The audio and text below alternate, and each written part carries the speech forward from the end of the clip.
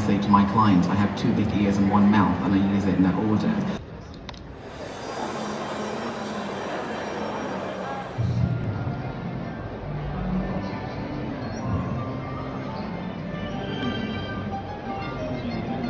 We all know someone that woke up one Tuesday morning and randomly thought, hey, I've had a great idea, I'm going to become an interior designer.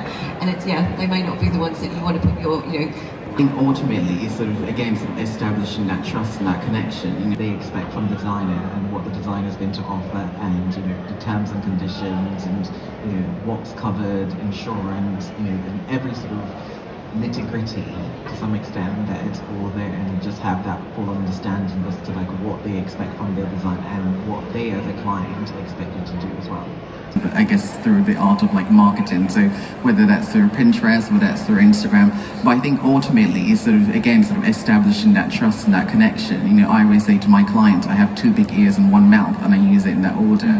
And also it's a bit like going to a therapist session.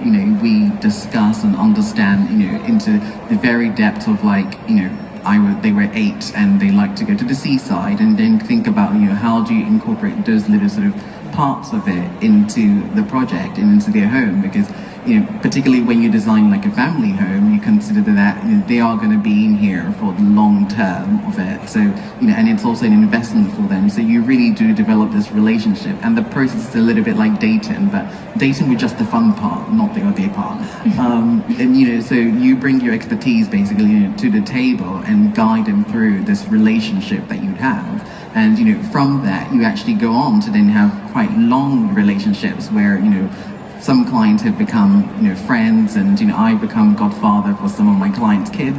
And so it is that sort of that relationship, and that investment is very important to just take that time in the process. So what you're really saying is that Instagram is only the very tip of the iceberg, and that you need to dig underneath to see if the person is... Yeah, I think one of those sort of key things, like sort of the British Institute of Interior Designers, has a list of sort of registered interior designers, and it's quite a rigorous process to actually become a qualified interior designer. So it's not just a matter of someone who can put a beautiful Pinterest board together.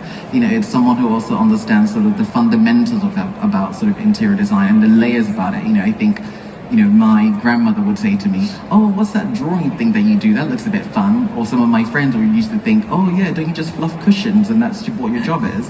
But they're sort of understanding to sort of managing a project, managing a whole construction team, understanding budgets, understanding sort of timelines and schedules.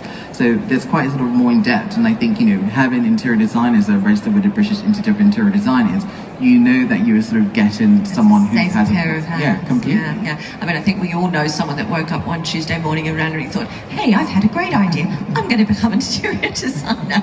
And it's, they may not be the ones that you want to put your hard-earned post-tax investment with. Anyway, there we go.